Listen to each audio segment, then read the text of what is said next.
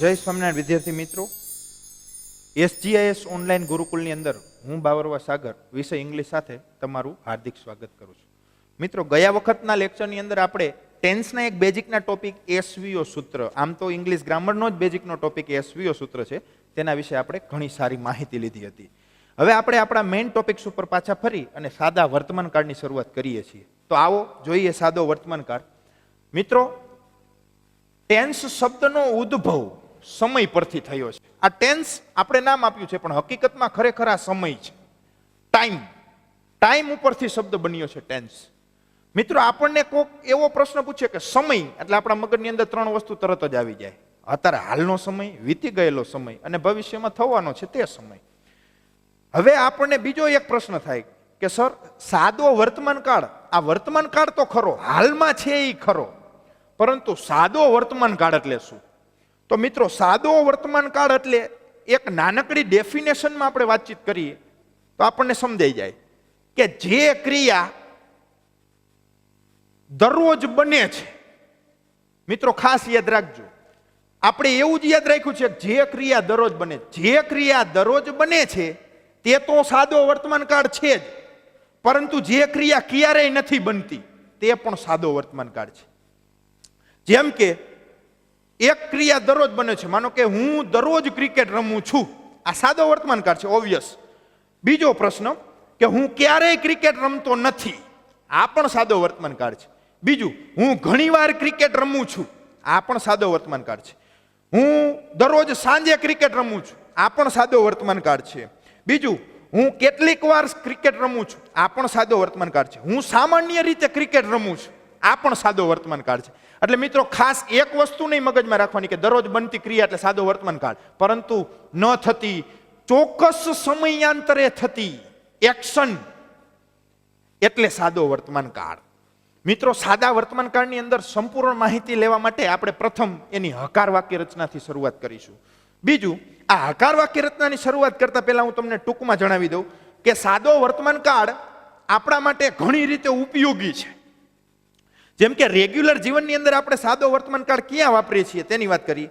એક, કે જે ક્રિયાઓ દરરોજ બને છે આવી ક્રિયાને દર્શાવવા માટે આપણે સાદો વર્તમાનકાળનો ઉપયોગ કરીએ છીએ. બીજું, ઘણા માણસોને ટેવ હોય, હવે માણસને ટેવ હોય તો આ ટેવ દરરોજ થવાની. માનો કે my father reads newspaper every day, મારા પિતાશ્રી દરરોજ છાપું વાંચે છે, તો આ ટેવ થઈ. તો ટેવ રૂપે થતી ક્રિયા, તો ટેવ આપણી હંમેશા દરરોજ થવાની છે, તો આને દર્શાવવા માટે પણ સાદો વર્તમાનકાળ વપરાય છે. બીજું, સનાતન સત્ય, યુનિવર્સલ ટ્રથ, સનાતન સત્ય. મિત્રો, જે વસ્તુને કોઈ ટાળી શકવાનું નથી, આ સનાતન સત્યને દર્શાવવા માટે પણ આપણે સાદા વર્તમાનકાળનો ઉપયોગ કરીએ છીએ. For example, the sun rises in the east, સૂર્ય પૂર્વમાં ઉગે છે, આ વસ્તુને કોઈ ટાળી શકવાનું નથી.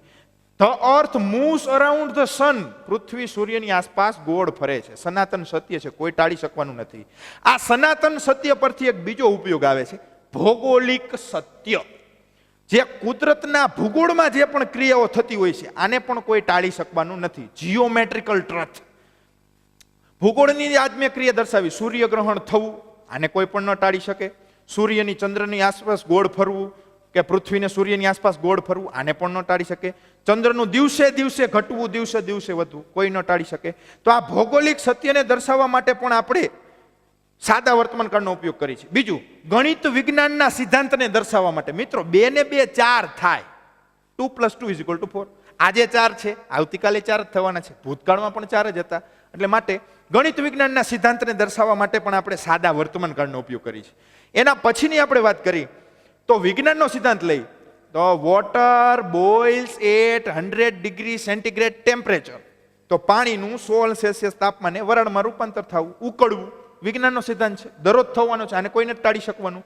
બીજું, પાણીનું વરાળમાં રૂપાંતર થવું, વોટર ચેન્જીસ ઇન્ટુ વેપર, પાણીનું વરાળ થાય છે, તો આ પણ એક સાદા વર્તમાનકાળનું વાક્ય છે. તો ગણિત વિજ્ઞાનનો સિદ્ધાંત, ટેવ રૂપે થતી ક્રિયા, ભૌગોલિક સત્ય. બીજું, કહેવત, ગુજરાતીની ઘણી બધી કહેવત હોય, સુવિચાર હોય, ક્રિકેટની કોમેન્ટ્રી હોય, તો આવા ફિલ્ડ્સની અંદર સાદા વર્તમાનકાળનો ઉપયોગ થતો હોય છે.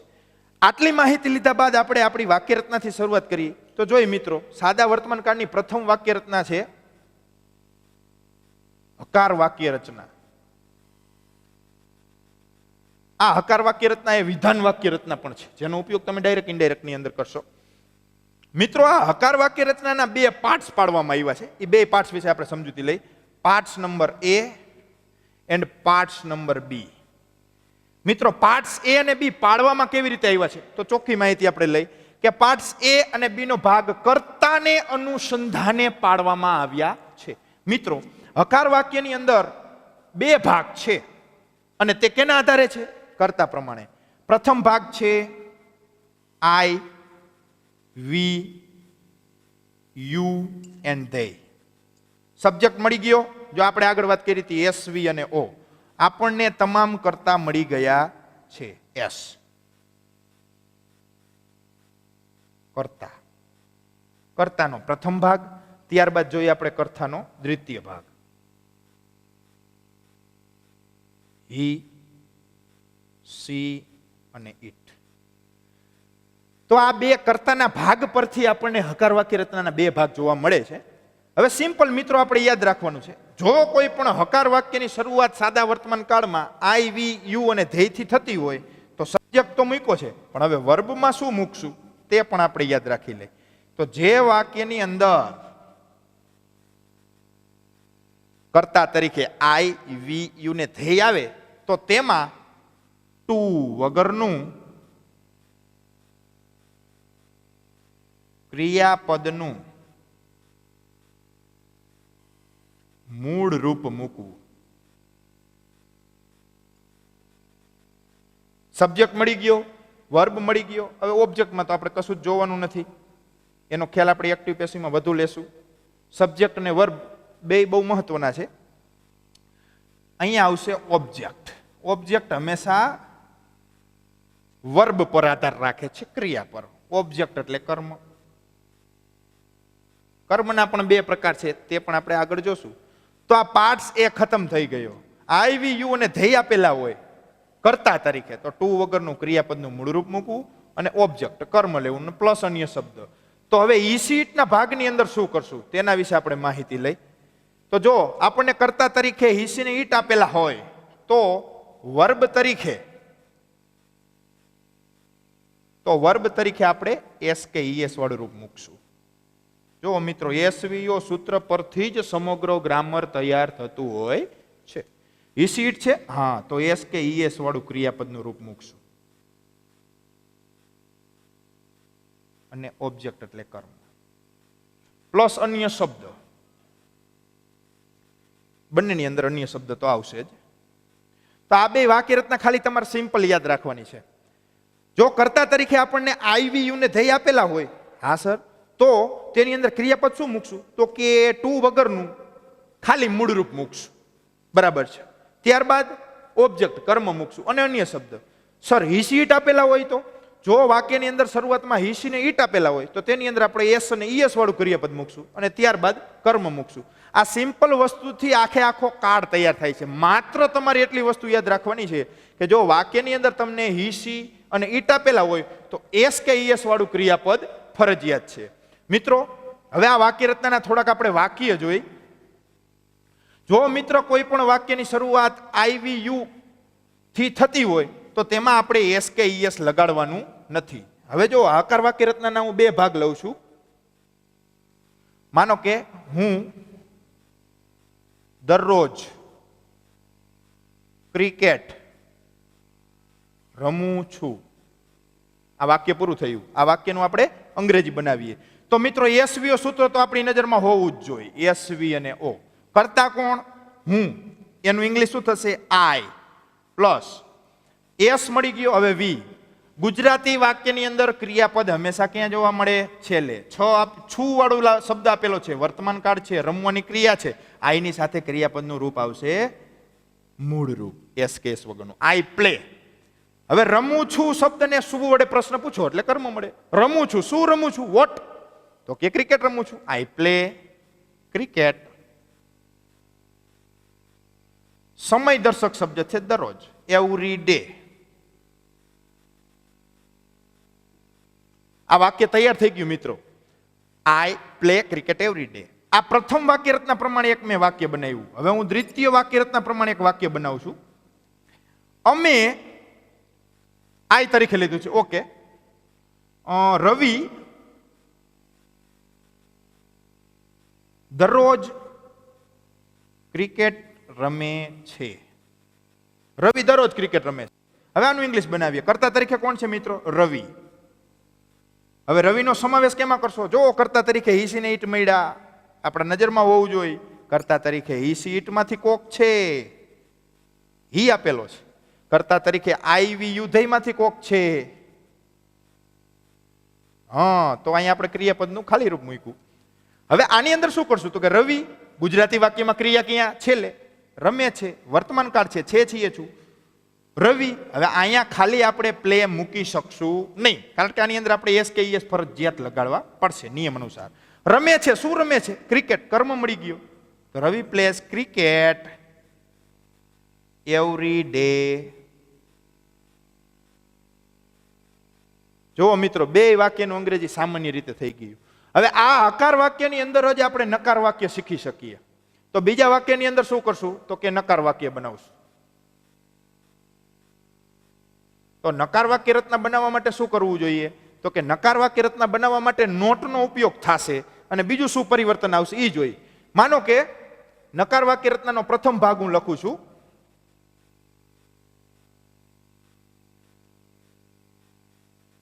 હું દરરોજ ક્રિકેટ રમતો નથી. બીજું વાક્ય લઉં છું. રવિ દરરોજ ક્રિકેટ રમતો નથી.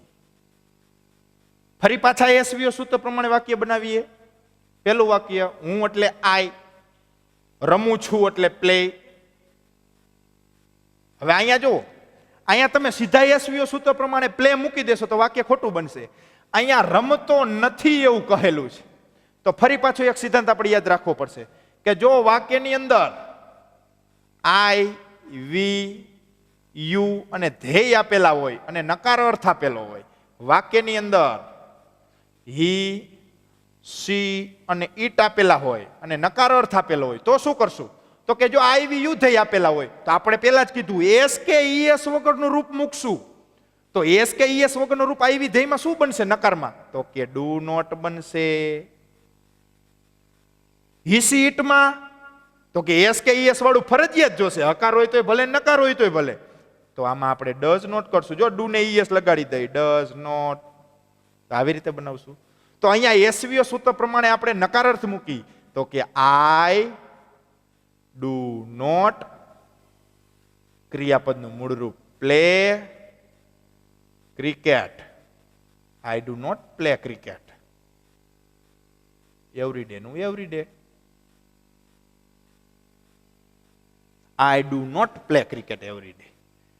ત્યાર પછીનું વાક્ય છે રવિ વાળું.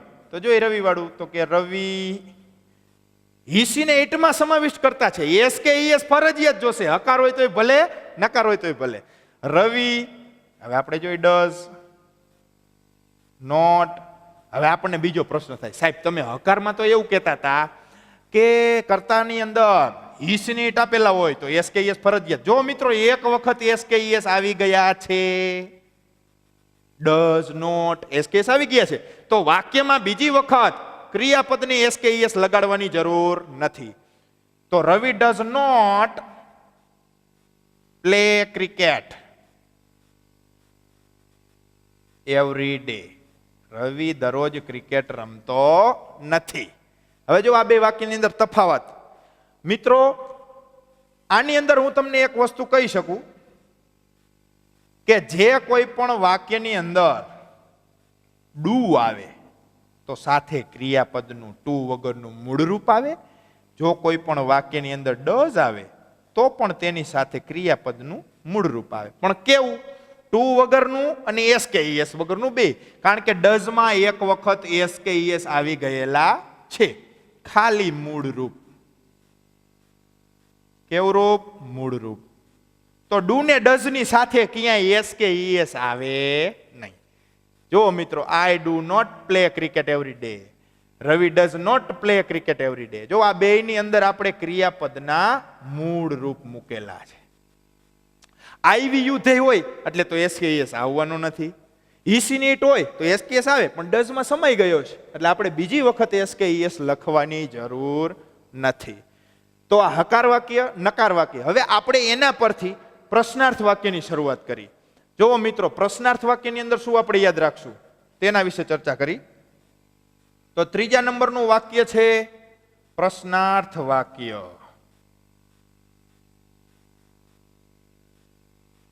પ્રશ્નાર્થ વાક્યની અંદર બે પ્રકાર હોય છે મિત્રો. એક WH પ્રશ્નાર્થ અને બીજો પ્રકાર હોય છે યસ અથવા તો નો વાળા, હા અથવા તો ના વાળા પ્રશ્નાર્થ. હવે એની અંદરથી આપણે આ ખાલી પ્રશ્નાર્થમાં યસ અને નો વાળા પ્રશ્નાર્થનું એક વાક્ય લખી. તો હું પ્રથમ વાક્યનું ગુજરાતી લખું છું. શું હું દરરોજ ક્રિકેટ રમું છું? બીજા વાક્યનું લખું, શું રવિ દરરોજ ક્રિકેટ રમે છે? હવે આ વાક્ય પ્રશ્નાર્થ છે, આનો કંઈક જવાબ આવશે એટલે અંતે પ્રશ્નાર્થ પિન પણ જોવા મળશે. શું હું દરરોજ ક્રિકેટ રમું છું?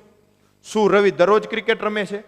આ વાક્યમાં એક વસ્તુ યાદ રાખવાની, જો કોઈ પણ પ્રશ્નાર્થ વાક્ય આવે અથવા તો પ્રશ્નાર્થ ચિહ્ન વાળું વાક્ય આવે, આ પ્રશ્નાર્થ ચિહ્ન વાળા વાક્યની શરૂઆત ક્યારેય કર્તાથી થતી નથી. એની થોડીક ઓળખ તમને આપું છું. જો મિત્રો, આ એસ, વી અને ઓ આ હકાર વાક્ય રચના હતી. નકાર વાક્ય રચનામાં શું થતું હતું? એસ ક્રિયાપદની વી ની સાથે નોટ અને ઓ એટલે કે અહીંયા નોટ ઉમેરતા હતા. એસવીઓ બંધારણ જળવાતું હતું. હવે આપણે જોઈએ પ્રશ્નાર્થ વાક્યની અંદર આ બે વસ્તુ ઉલટ સુલટ થઈ જશે. એટલે કે આગળ વી આવી જશે, પછી કર્તા આવશે, પછી ઓબ્જેક્ટ આવશે. અહીંયા પૂર્ણ વિરામ હશે, નકારમાં પૂર્ણ વિરામ હશે, પરંતુ પ્રશ્નાર્થ વાક્યમાં પ્રશ્નાર્થ ચિહ્ન જોવા મળશે. એટલે આ વસ્તુને ખાસ ધ્યાનમાં લેવી.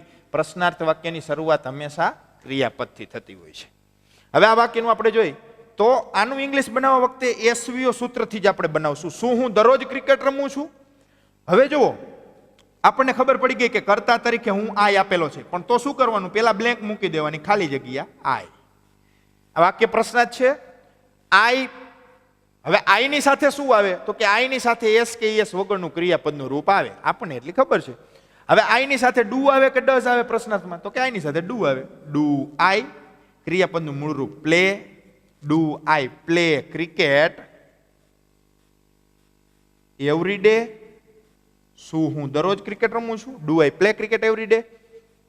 ત્યારબાદ શું રવિ દરરોજ ક્રિકેટ રમે છે? રવિ કર્તા તરીકે છે એટલે રવિને આપણે રવિ તરીકે લખી નાખશું. રવિ, રવિની સાથે ડઝ આવશે. જો મિત્રો, does Ravi play cricket every day? શું રવિ દરરોજ ક્રિકેટ રમે છે? જુઓ મિત્રો, પ્રશ્નાર્થ વાક્યની પણ આપણે ખબર પડી ગઈ. એટલે ખાસ આ વસ્તુ યાદ રાખવાની છે. હકાર એટલે એસવીઓ, નકાર એટલે એસવીઓ, એમાં વી ની સાથે નોટ, પ્રશ્નાર્થ એટલે વી, એસ અને ઓ, અને અંતે પ્રશ્નાર્થ ચિહ્ન. તો આ હકાર, નકાર અને પ્રશ્નાર્થ વાક્યની અંદર પ્રશ્નાર્થ વાક્યના ફરી પાછા મિત્રો બે પ્રકાર જોવા મળે છે. યસ અને નો વાળા. ડાયરેક્ટ ઇનડાયરેક્ટમાં ઉપયોગી થશે. યસ નો વાળા અને WH. મિત્રો, આ વાક્યની અંદર હકાર, નકાર અને પ્રશ્નાર્થની ચર્ચા કર્યા પછી આ વસ્તુ મિત્રો ખાસ યાદ રાખજો. ડુ સાથે ક્રિયાપદનું V1 મૂળરૂપ, ડઝ ની સાથે પણ ક્રિયાપદનું V1 મૂળરૂપ આવશે. મિત્રો, હવે આપણે ચોથા નંબરની ચર્ચા કરશું પ્રશ્નાર્થ વાક્ય વિશે. પણ પ્રશ્નાર્થ કેવો? તો કે WH પ્રશ્નાર્થ. આ WH પ્રશ્નાર્થ વાક્યની અંદર વુ શબ્દ, WHO જે કર્તાની માહિતી આપે છે, આ વુ શબ્દ એ અપવાદ છે. આ વુ શબ્દને 3 છોકરાઓ છે મિત્રો. આ વુ શબ્દને 3 છોકરા છે. આ ત્રણેય છોકરાનું નામ શું? તો કે હી, સી અને ઇટ. હા, હી, સી, ઇટ ના પિતાશ્રી કોણ છે? વુ છે. હવે આ એક વસ્તુને આપણે ખાસ યાદ રાખવાની છે, કારણ કે આપણા બોર્ડની અંદર WH પ્રશ્નાર્થ 3 માર્ક્સની અંદર પૂછાય છે. આ પ્રશ્નાર્થ વાક્ય WH માં વુ, એનો મતલબ થાય he, she, it. He, she, it ની સાથે જે કાંઈ પણ ક્રિયાપદ આવે તે ક્રિયાપદ વુ ની સાથે આવે. તો હું 5મા નંબરની વાક્ય રચના લખવાની કોશિશ કરું છું WH પ્રશ્નાર્થ પછીની. તો 5મા નંબરની વાક્ય રચના છે ટુ બી ના રૂપ. મિત્રો સાદા વર્તમાનકાળમાં ટુ બી ના રૂપ કે જે હાલની સ્થિતિ સૂચવે છે, જો મિત્રો ટુ બી ના રૂપ શું સૂચવે? હાલની સ્થિતિ, હાલની સ્થિતિ દર્શાવે, હાલની સ્થિતિ બતાવે, અત્યારે શું ચાલી રહ્યું છે તે દર્શાવે છે. મિત્રો સાદા વર્તમાન કાળમાં ટુ બી ના રૂપ છે એમ, ઇઝ અને આર. આ ત્રણેય શબ્દનો ગુજરાતી અર્થ થાય છે, છીએ, છું. એમ, ઇઝ અને આર નો ગુજરાતી અર્થ થાય છે, છીએ, છું. ક્રિયાપદ તરીકે આપણે લેશું એમાં સહાયક ક્રિયાપદ. આની સાથે ક્રિયાપદનું રૂપ આવશે. હવે કર્તાના નામની સાથે જોઈએ એટલે આપણું વાક્ય પૂરું થઈ જાય. I am, he is, she is, it is, we are, you are, they are. આ ત્રણેયની સાથે આર આવશે. મિત્રો આ ત્રણેય ક્રિયાપદની સાથે આપણે આર નો ઉપયોગ કરીશું. થોડીક વ્યવસ્થિત લખીએ. વી, યુ અને ધે, આ ત્રણેયની સાથે આપણે આર નો ઉપયોગ કરીશું, જે આપણને વર્તમાન સમયની સ્થિતિ દર્શાવે છે. હવે મિત્રો આ વાક્ય ઉપરથી વર્તમાન સમયની સ્થિતિ દર્શક કેટલા બધા વાક્ય બનાવી શકીએ. જુઓ, આઈ એમ ઇન્ડિયન, હું ભારતીય છું. જો ક્રિયાપદમાં છું આવ્યું. હી ઇઝ ક્રિકેટર, તે ક્રિકેટર છે. શી ઇઝ ઇન્ડિયન, તેણી ભારતીય છે. ઇટ ઇઝ ચાઇનીઝ, તેઓ ચાઇનાથી છે. તે ચાઇનાથી છે. ઇટ નાન્યતર માટે. વી આર ઇન્ડિયન, અમે ભારતીય છીએ. યુ આર ઇન્ડિયન, તમે ભારતીય છો. ધે આર ઓસ્ટ્રેલિયન, તેઓ ઓસ્ટ્રેલિયન છે. તો આના ઉપરથી તમે ઘણા બધા વાક્ય બનાવી શકો જે વર્તમાન સમયની સ્થિતિ દર્શક છે અને શું છે. એટલે મિત્રો આનો ઉપયોગ બીજો એ પણ છે કે તમે જો સાદા વર્તમાન કાળના વાક્યનું એક્ટિવમાંથી પેસિવ બનાવશો તો એનું ટુ બી નું રૂપ આવશે, એમ, ઇઝ અને આર. એટલે કે જે વાક્યની અંદર તમને એસ કે ઈએસ, ડુ નોટ કે ડઝ નોટ જોવા મળતું હોય, પ્રશ્નાર્થમાં ડુ કે ડઝ આવતું હોય, એવા વાક્યનું પેસિવમાં એમ, ઇઝ અને આર આવશે. તો આ વસ્તુ પણ યાદ રાખવાની. ત્યારબાદ છઠ્ઠા નંબરની ચર્ચા કરી, ટુ હેવ ના રૂપ. તો પાંચમા નંબરમાં જેમ ટુ બી ના રૂપ હતા એવી રીતે છઠ્ઠા નંબરમાં આવે છે ટુ હેવ ના રૂપ. આ ટુ હેવ ના રૂપ આપણને શું સૂચવે છે? તો કે ટુ હેવ ના રૂપ હંમેશા માલિકી સૂચવે. મિત્રો આપણી પાસે શું છે? આપણી પાસે માલિકી શું છે તે સૂચવે છે. તો ટુ હેવ ના રૂપ છે સાદા વર્તમાન કાળની અંદર હેવ અને હેઝ. આ હેવ અને હેઝ તે પણ આપણી માલિકીના દર્શક શબ્દ છે. તો એના પણ આપણે શબ્દ જોઈ. I have a car, we have a car, you have a car, they have a house. ત્યારબાદ ત્રણ વૈધા એક વચનના. He has a book, she has a car, it has a good bag, તેની પાસે એક સારો થેલો છે. આઈ, વી, યુ, ધે, હી, શી ને ઇટ. આ હેવ અને હેઝ માલિકી સૂચવ છે કે વર્તમાન સમયની અંદર તમારી પાસે માલિકી રૂપે શું રહેલું છે. આઈ હેવ એ કાર, મારી પાસે એક ગાડી છે. હી હેઝ અ બુક, તેની પાસે એક બુક છે. બુકની માલિકી છે, કારની માલિકી છે. માનો કે ધે હેવ એ વોચ, તેઓની પાસે ઘડિયાળ છે, તેઓની પાસે ગાડી છે. મિત્રો આપણી જેટલી પણ માલિકીની વસ્તુ છે આ બધી જ માલિકીની વસ્તુઓને દર્શાવવા માટે આપણે હેવ અને હેઝનો ઉપયોગ કરીશું. અને આ હેવ અને હેઝ પૂર્ણ વર્તમાન કાળના સહાયક ક્રિયાપદ પણ છે. તો આ જોઈ લેવાનું કે આઈ, વી, યુ, ધેની સાથે હેવ આવે. I have, we have, you have, they have. અને ઈસીની સાથે હેઝ આવે જે વર્તમાન સમયની માલિકી સૂચવે છે.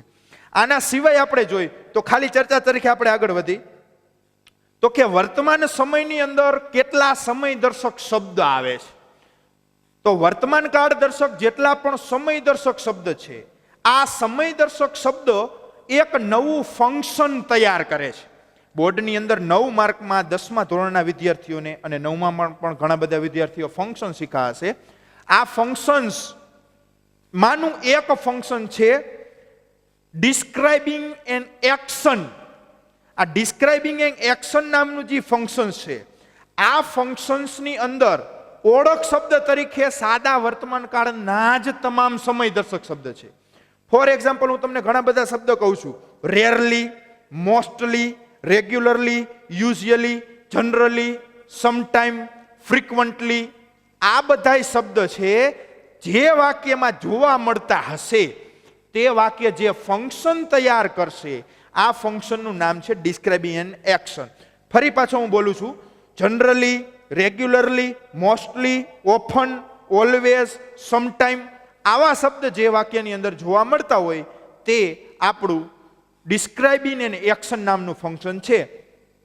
તો આ વાત હતી સાદા વર્તમાન કાળની. બાકી સામાન્ય રીતે આની અંદર આપણે ઘણા બધા શબ્દનો ઉપયોગ કરીએ છીએ. ટુડે અને એવરી શબ્દ તો દરેક વખતે.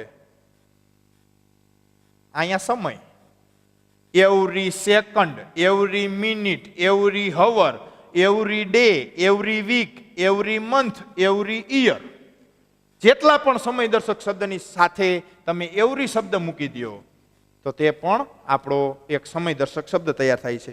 બીજું કે નેવર શબ્દનો ઉપયોગ, એવર અને નેવર. નેવર એટલે કદી નહીં અને એવર એટલે હંમેશા. એવર અને નેવર આપણે આગળ જ વાત કરી હતી કે કદી નહીં પણ એની અંદર આવે છે. તો આ જેટલા પણ સમય દર્શક શબ્દ છે, frequently, regularly, mostly, today, every day, every year, never, તે આપણા સમય દર્શક શબ્દ છે અને આપણે એના ઉપયોગ વિશે પણ વાત કરી. હું એવી આશા રાખું છું કે તમને સાદા વર્તમાન કાળની અંદર તમામ માહિતી મળી ગઈ હશે. તો જય સ્વામિનારાયણ. અને આગળના લેક્ચરની અંદર આપણે સાદા ભૂતકાળ સાથે ક્રિયા આગળ વધારીશું. અસ્તુ. જય સ્વામિનારાયણ.